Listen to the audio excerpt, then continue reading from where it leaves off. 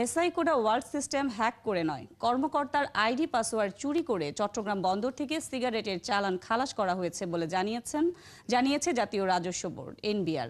মঙ্গলবার গণমাধ্যমে পাঠানো এক বিজ্ঞপ্তিতে এ তথ্য জানায় সংস্থাটি। এনবিআর জানিয়েছে, জড়িতদের বিরুদ্ধে ব্যবস্থা নিতে দুটি তদন্ত কমিটি করা হয়েছে। পাশাপাশি পুলিশের সাইবার ক্রাইম ইউনিটের মাধ্যমে তদন্ত করা হচ্ছে।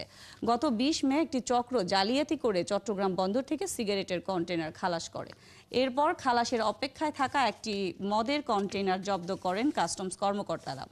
এসব জালিয়াতিতে কর্মকর্তা ও এনবিআরের গাফিলতি নিয়ে সম্প্রতি প্রতিবেদন প্রকাশ করে ৭১ টেলিভিশন, যেখানে দেখানো হয় দীর্ঘদিন ধরে এসআই কোডা সিস্টেমের নিয়ন্ত্রণ নিয়ে অবৈধ পণ্য খালাস করা হচ্ছে।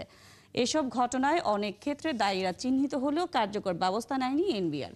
বিজ্ঞপ্তিতে এনবিআর দাবি করেছে, এসআই কোডা নিরাপত্তা বাড়ানো হয়েছে।